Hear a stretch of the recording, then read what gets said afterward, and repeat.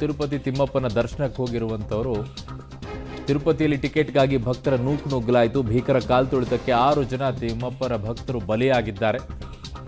90ಕ್ಕೂ ಹೆಚ್ಚು ಮಂದಿಗೆ ಗಾಯ ಆಗಿದೆ. 4ರ ಸ್ಥಿತಿ ಗಂಭೀರವಾಗಿದೆ ಅಂತಿದ್ದಾರೆ. ಗಾಯಗೊಂಡವರ ಪೈಕಿ ಮಹಿಳೆಯರೇ ಹೆಚ್ಚು ಅಂತ ಹೇಳ್ತಾ ಇದ್ದಾರೆ. ಸೊ ಅಲ್ಲಿ ಯಾಕೆ ಏನು ಅನ್ನುವಂಥದ್ದನ್ನು ಹೇಳ್ತಾ ಇದ್ರು. ವೈಕುಂಠ ಏಕಾದಶಿ ಮುನ್ನ ದಿನವೇ ಭಾರಿ ಅವಘಡ ಸಂಭವಿಸಿ ಹೋಗ್ಬಿಟ್ಟಿದೆ. ತಿರುಪತಿ ತಿಮ್ಮಪ್ಪನ ಸನ್ನಿಧಿಯಲ್ಲಿ ಘೋರ ದುರಂತ ಆಗ್ಬಿಟ್ಟಿದೆ. ಹೆಣ್ಮಕ್ಳು ಅವರಷ್ಟಕ್ಕೆ ಅವ್ರು ಇದ್ರಂತೆ. ಅವ್ರು ಯಾರೋ ಒಬ್ಬರು ಹೆಣ್ಮಕ್ಳು ಮಾತನಾಡ್ತಾ ಇದ್ರು, ಆಂಧ್ರದವರು. ಅವ್ರು ಹೇಳ್ತಾ ಇದ್ದಂಥದ್ದು ಕೇಳಿಸ್ಕೊಳ್ತಾ ಇದೆ. ಅಲ್ಲಿ ಗಂಡು ಮಕ್ಕಳು ಮಾಡಿರುವಂಥ ಎಡವಟ್ಟು ಇದು, ಅದರಿಂದಾಗಿ ಹಿಂಗೆ ಆಗೋಗ್ಬಿಡ್ತು ಅಂತ ಹೇಳಿ. ಸೊ ಏನು ಹೇಳಿದ್ದಾರೆ, ಜೊತೆಗೆ ಏನಾಗಿದೆ ಎಲ್ಲ ಬೆಳವಣಿಗೆ ನೋಡಿ, ಅದ್ರ ವರದಿ ಇದೆ. ತಿರುಪತಿ ತಿಮ್ಮಪ್ಪನ ಸನ್ನಿಧಾನದಲ್ಲಿ ಘನಘೋರ ದುರಂತ. ವೈಕುಂಠ ದ್ವಾರ ಪ್ರವೇಶಕ್ಕಾಗಿ ಭಕ್ತರ ನೂಕುನುಗ್ಗಲು. 6 ಭಕ್ತರ ಸಾವು, 40 ಮಂದಿಗೆ ಗಾಯ, 4 ಚಿಂತಾಜನಕ. ತಿರುಪತಿ ಎಂದರೆ ಸದಾ ಲಕ್ಷಾಂತರ ಭಕ್ತರಿಂದ ಗಿಜುಗುಡುವ ಹಿಂದೂಗಳ ಪವಿತ್ರ ಯಾತ್ರಾ ಸ್ಥಳ. ದೇಶದ ನಾನಾ ಭಾಗಗಳಿಂದ 7 ಬೆಟ್ಟಗಳ ಒಡೆಯ ಶ್ರೀ ವೆಂಕಟೇಶ್ವರನ ದರ್ಶನಕ್ಕೆ ಆಗಮಿಸುತ್ತಾರೆ. ಗಂಟೆಗಳಷ್ಟೇ ಅಲ್ಲ, ದಿನಗಟ್ಟಲೆ ಸರತಿ ಸಾಲಿನಲ್ಲಿ ಕಾದು ತಿಮ್ಮಪ್ಪನ ದರ್ಶನ ಪಡಿತಾರೆ. 7 ಬೆಟ್ಟಗಳ ಸಾಲಿನಲ್ಲಿ ಗೋವಿಂದನ ನಾಮದ್ದೇ ಝೇಂಕಾರ. ತಿರುಮಲದಲ್ಲಿ ಭಕ್ತರ ಜಾತ್ರೆ, ಅದರಲ್ಲೂ ವೈಕುಂಠ ಏಕಾದಶಿ ಅಂದ್ರೆ ಕೇಳ್ಬೇಕಾ? ವೈಕುಂಠ ದ್ವಾರ ದರ್ಶನಕ್ಕಾಗಿ ಗಂಟೆಗಟ್ಟಲೆ ಕಾಯಲೇಬೇಕು. ತಿರುಪತಿಯಲ್ಲಿ ನಾಳೆಯಿಂದ 19ರವರೆಗೆ ವೈಕುಂಠ ಏಕಾದಶಿ ಹಾಗೂ ವೈಕುಂಠ ದ್ವಾರ ದರ್ಶನ ಶುರುವಾಗಲಿದೆ. ತಿರುಪತಿ ದೇವಸ್ಥಾನದಲ್ಲಿ ವೈಕುಂಠ ದ್ವಾರ ತೆರೆಯಲಿದೆ. ಈ ಕಾರಣಕ್ಕೆ ತಿಮ್ಮಪ್ಪನ ಆಲಯದಲ್ಲಿ ಸಡಗರ ಮನೆ ಮಾಡಿತ್ತು. ವೈಕುಂಠ ದರ್ಶನಕ್ಕಾಗಿ ಸಾಗರೋಪಾದಿ ಸಂಖ್ಯೆಯಲ್ಲಿ ತಿರುಪತಿಯಲ್ಲಿ ಭಕ್ತರು ಸೇರಿದ್ದಾರೆ. ಆದರೆ ಏಕಾದಶಿಗೂ ಮುನ್ನವೇ ತಿರುಪತಿಯಲ್ಲಿ ಘೋರ ದುರಂತವೊಂದು ಸಂಭವಿಸಿ ಹೋಗಿದೆ. ಹೌದು, ಗೋವಿಂದನ ಸನ್ನಿಧಾನದಲ್ಲಿ ಯಾರು ಊಹಿಸಲಾರದ ದುರಂತ ಸಂಭವಿಸಿದೆ. ತಿರುಪತಿ ವೆಂಕಟೇಶ್ವರ ಸನ್ನಿಧಾನದಲ್ಲಿ ಕಾಲ್ತುಳಿತ ಸಂಭವಿಸಿದೆ. ನಾಳೆ ವೈಕುಂಠ ಏಕಾದಶಿ ಹಾಗೂ ವೈಕುಂಠ ದ್ವಾರದ ದರ್ಶನಕ್ಕಾಗಿ ಸೇರಿದ್ದ ಭಕ್ತರಲ್ಲಿ ಕಾಲ್ತುಳಿತ ಸಂಭವಿಸಿ 6 ಜನ ತಿಮ್ಮಪ್ಪನ ಭಕ್ತರು ಬಲಿಯಾಗಿದ್ದಾರೆ.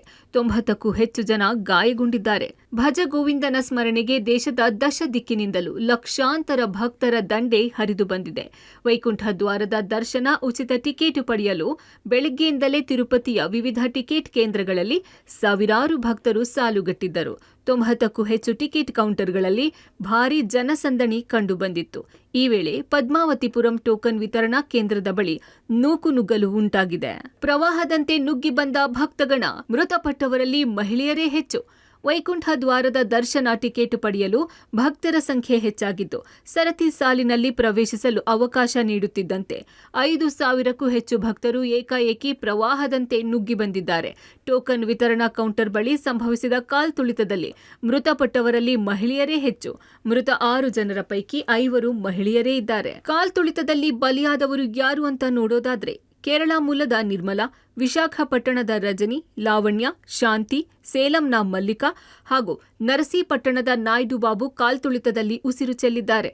ಬೆಳಗ್ಗೆಯಿಂದ ಕೌಂಟರ್ಗಳಲ್ಲಿ ಸಾಲುಗಟ್ಟಿದ್ದ ಭಕ್ತರು. ತಿಮ್ಮಪ್ಪನ ಸನ್ನಿಧಿಯಲ್ಲಿ ಕಾಲ್ತುಳಿತಕ್ಕೆ ಕಾರಣ ಏನು? ನಾಳೆಯಿಂದ 12ರವರೆಗೆ ನಡೆಯುವ ವಾರ್ಷಿಕ ದರ್ಶನದ ಮೊದಲ 3 ದಿನಗಳ ಕಾಲ ವೆಂಕಟೇಶ್ವರ ಸ್ವಾಮಿಯ ಉಚಿತ ದರ್ಶನಕ್ಕಾಗಿ ಭಕ್ತರಿಗಾಗಿ 3 ದಿನಕ್ಕಾಗಿ ಒಟ್ಟು 1,20,000 ಟೋಕನ್ಗಳನ್ನು ವಿತರಿಸಲು ವ್ಯವಸ್ಥೆ ಮಾಡಲಾಗಿತ್ತು. ದಿನಕ್ಕೆ 40,000ದಂತೆ ದರ್ಶನ ಟೋಕನ್ಗಳನ್ನು ನಸುಕಿನ ಜಾವ 5 ಗಂಟೆಗೆ ಹಸ್ತಾಂತರಿಸಬೇಕಾಗಿತ್ತು. ಆದರೆ ತಿರುಮಲ ತಿರುಪತಿ ದೇವಸ್ಥಾನ ಟ್ರಸ್ಟ್ ಸ್ಥಾಪಿಸಿದ ಕೌಂಟರ್ಗಳಲ್ಲಿ ನಿನ್ನೆ ರಾತ್ರಿಯೇ ಸಾವಿರಾರು ಭಕ್ತರು ಜಮಾಯಿಸಿದ್ದರು. ವೈಕುಂಠ ಏಕಾದಶಿ ಉತ್ಸವಕ್ಕಾಗಿ ಕೊಡುವ ಟೋಕನ್ಗಾಗಿ ಮುಗಿಬಿದ್ದ ಭಕ್ತರು ಭದ್ರತಾ ಸಿಬ್ಬಂದಿಯ ಮನವಿಯ ಹೊರತಾಗಿಯೂ ಸರತಿ ಸಾಲನ್ನು ಮೀರಿದ ಪರಿಣಾಮ ಕಾಲ್ತುಳಿತ ಸಂಭವಿಸಿದೆ. ಹಿಂದಿನಿಂದ ರಭಸದ ಒತ್ತಡ ಉಂಟಾಗಿ ಕಾಲ್ತುಳಿತ ಸಂಭವಿಸಿದೆ. ಅಷ್ಟಕ್ಕೂ ಕಾಲ್ತುಳಿತಕ್ಕೆ ಮೇನ್ ರೀಸನ್ ಏನು? ತಿಮ್ಮಪ್ಪನ ಸನ್ನಿಧಿಯಲ್ಲಿ ಆಗಿದ್ದೇನು ಅಂತ ನೋಡೋದಾದ್ರೆ, ಕಾಲ್ತುಳಿತಕ್ಕೆ ಕಾರಣ ಏನು? 3 ದಿನಗಳಿಗಾಗಿ ದಿನಕ್ಕೆ 40,000 ಟಿಕೆಟ್ ವಿತರಣೆ. ಒಟ್ಟು 1,20,00,000 ಟೋಕನ್ ವಿತರಣೆಗೆ ವ್ಯವಸ್ಥೆ ಇತ್ತು. ಬೆಳಗ್ಗೆ 5 ಗಂಟೆಗೆ ಶ್ರೀನಿವಾಸಂ, ಸತ್ಯನಾರಾಯಣಪುರಂ, ಬೈರಾಗಿ ಪಟ್ಟೆಡ ಸೇರಿ 9 ಕಡೆ 94 ಕೌಂಟರ್ಗಳ ಸ್ಥಾಪನೆ. ಈ ಕೌಂಟರ್ಗಳಲ್ಲಿ ವೈಕುಂಠ ದ್ವಾರ ದರ್ಶನ ಟಿಕೆಟ್ಗಾಗಿ ಬುಧವಾರ ಸಂಜೆಯಿಂದಲೇ ಭಕ್ತರ ಸಾಲು. ಭಾರೀ ಸಂಖ್ಯೆಯಲ್ಲಿ ಸರತಿಯಲ್ಲಿ ನಿಂತಿದ್ದ ಭಕ್ತಗಣ. ಬುಧವಾರ ರಾತ್ರಿ 8:50ರಿಂದಲೇ ಟಿಕೆಟ್ ವಿತರಣೆ ಶುರು. ಸಾಲಿನಲ್ಲಿದ್ದ ಭಕ್ತರಿಗೆ ದಿಢೀರ್ ಉಸಿರಾಟದ ಸಮಸ್ಯೆ. ಅಸ್ವಸ್ಥ ಭಕ್ತನನ್ನ ಆಸ್ಪತ್ರೆಗೆ ಕರೆದೊಯ್ಯಲು gate open. Counter gate open ಆಗ್ತಿದ್ದಂತೆ ನುಗ್ಗಲು ಭಕ್ತರ ಯತ್ನ. ಭಕ್ತರು ಏಕಾಏಕಿ ಕೌಂಟರ್ ಕಡೆ ನುಗ್ಗಿದಾಗ ನೂಕುನುಗ್ಗಲು. ಈ ವೇಳೆ ಕಾಲ್ತುಳಿತ ಸಂಭವಿಸಿ ಉಸಿರು ಚೆಲ್ಲಿದ 6 ಜನರು. ತಿರುಪತಿಯ ವೈಕುಂಠ ದರ್ಶನಕ್ಕೆ ಸಂಬಂಧಿಸಿದಂತೆ ಈಗಾಗಲೇ ಏನು ಕಾಲು ತುಳಿತ ಸಂಭವಿಸಿ 6 ಜನರು ಮೃತಪಟ್ಟಿರ್ತಕ್ಕಂಥದ್ದು, 41 ಜನಕ್ಕೂ ಹೆಚ್ಚು ಜನರು ಗಾಯಗೊಂಡಿರ್ತಕ್ಕಂಥದ್ದು. ಈಗಾಗಲೇ ಈ ಸಂಬಂಧ ಆಂಧ್ರ ಪ್ರದೇಶ ಸರ್ಕಾರ ಕಟ್ಟುನಿಟ್ಟಿನ ಕ್ರಮಗಳನ್ನು ಕೈಗೊಳ್ಳುವ ಮೂಲಕ ಈಗಾಗಲೇ ತನಿಖೆಗೆ ಆದೇಶವನ್ನು ಕೊಟ್ಟಿರ್ತಕ್ಕಂಥದ್ದು. ಜೊತೆಗೆ ಕಾಲು ತುಳಿತಕ್ಕೆ ಯಾವ ಕಾರಣಗಳಿಂದ ಕಾಲು ತುಳಿತ ಸಂಭವಿಸಿದೆ, ಜೊತೆಗೆ ನೂಕುನುಗ್ಗಲು ಸಂಭವಿಸೋದಕ್ಕೆ ಏನು ಕಾರಣ ಅನ್ನೋ ಒಂದು ತನಿಖೆಯನ್ನು ಮಾಡೋದಕ್ಕೆ ಈಗಾಗಲೇ 2 ಪ್ರತ್ಯೇಕ ಪ್ರಕರಣಗಳನ್ನು ದಾಖಲು ಮಾಡಿಕೊಂಡು ತನಿಖೆ ಮುಂದುವರಿಸ್ತಾ ಇರ್ತಕ್ಕಂಥದ್ದು. ಈ ಬಗ್ಗೆ ಈಗಾಗಲೇ ಆಂಧ್ರ ಸಚಿವರು ಸೇರಿದಂತೆ ಖುದ್ದು CM ಚಂದ್ರಬಾಬು ನಾಯ್ಡು ಅವರು ಕೂಡ ಈ ಒಂದು ಘಟನಾ ಸ್ಥಳಕ್ಕೆ ಭೇಟಿ ಕೊಡುವಂಥ ಸಾಧ್ಯತೆ ಹೆಚ್ಚಾಗಿರ್ತಕ್ಕಂಥದ್ದು. ಜೊತೆಗೆ ವಿಪಕ್ಷ ನಾಯಕರು ಆಗಿರ್ತಕ್ಕಂಥ ಜಗನ್ಮೋಹನ್ ರೆಡ್ಡಿಯು ಕೂಡ ಈ ಒಂದು ತಿರುಪತಿ ಸ್ಥಳಕ್ಕೆ ಭೇಟಿ ಕೊಟ್ಟು ಘಟನಾ ಸ್ಥಳಕ್ಕೆ ಭೇಟಿ ಕೊಟ್ಟು ಈ ಒಂದು ಕಾಲು ತುಳಿತ ಪ್ರಕರಣದ ಏನು ಗಾಯಾಳುಗಳಿದ್ದಾರೆ ಅವರ ಆರೋಗ್ಯವನ್ನು ವಿಚಾರಣೆಗೆ ಮುಂದಾಗಿರ್ತಕ್ಕಂಥ. ಗಾಯಾಳುಗಳಿಗೆ ವಿವಿಧ ಆಸ್ಪತ್ರೆಗಳಲ್ಲಿ ಚಿಕಿತ್ಸೆ. ಗಾಯಾಳು ಪೈಕಿ 4 ಸ್ಥಿತಿ ಚಿಂತಾಜನಕ. ಕಾಲ್ತುಳಿತದಲ್ಲಿ ಗಾಯಗೊಂಡವರನ್ನ ತಿರುಪತಿಯ ಸ್ಥಳೀಯ ಆಸ್ಪತ್ರೆಗೆ ದಾಖಲಿಸಿ ಚಿಕಿತ್ಸೆ ಕೊಡಿಸಲಾಗುತ್ತಿದೆ. ಇನ್ನು ರುಯಾ ಆಸ್ಪತ್ರೆಯಲ್ಲಿ ಚಿಕಿತ್ಸೆ ಪಡೆಯುತ್ತಿರುವವರ ಪೈಕಿ 4 ಸ್ಥಿತಿ ಚಿಂತಾಜನಕವಾಗಿದೆ ಎಂದು ವೈದ್ಯರು ಹೇಳಿದ್ದಾರೆ. ಗಾಯಾಳುಗಳಿಗೆ ಹೆಚ್ಚಿನ ಚಿಕಿತ್ಸೆಯ ಅವಶ್ಯಕತೆ ಇದ್ದರೆ ಅವರನ್ನು ಏರ್ಲಿಫ್ಟ್ ಮೂಲಕ ಹೈದರಾಬಾದ್ನ ಆಸ್ಪತ್ರೆಗೆ ಸ್ಥಳಾಂತರ ಮಾಡುವಂತೆ CM ಚಂದ್ರಬಾಬು ನಾಯ್ಡು ಸೂಚನೆ ಕೊಟ್ಟಿದ್ದಾರೆ.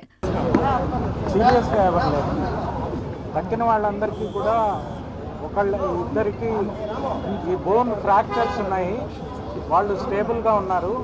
మిగతా వాళ్ళందరికీ కూడా ఈ స్టాంపీడ్లో ఒత్తుకొని పోవటం వల్ల మసిల్స్కి వాటికి నొప్పులు పుట్టడం తప్పితే వేరే సీరియస్ ఇంజరీస్ లేవు. ಒಟ್ಟಾರೆ ತಿರುಪತಿಯಲ್ಲಿ ನಡೆದ ಈ ಘಟನೆ ಮಾತ್ರ ಭಕ್ತರನ್ನ ಆಘಾತಕ್ಕೆ ತಳ್ಳಿದೆ. ಭಕ್ತರ ಸುರಕ್ಷತೆ ಪ್ರಶ್ನೆಗಳಿಗೆ TTDA ಉತ್ತರಿಸಬೇಕಿದೆ. ಕಾಲ್ತುಳಿತ ದುರಂತ ಸಂಬಂಧ ಪ್ರಕರಣ ದಾಖಲಾಗಿದೆ. ದುರಂತ ಸಂಬಂಧ ತನಿಖೆ ಚುರುಕುಗೊಂಡಿದೆ. Ravi, public TV, Tirupati.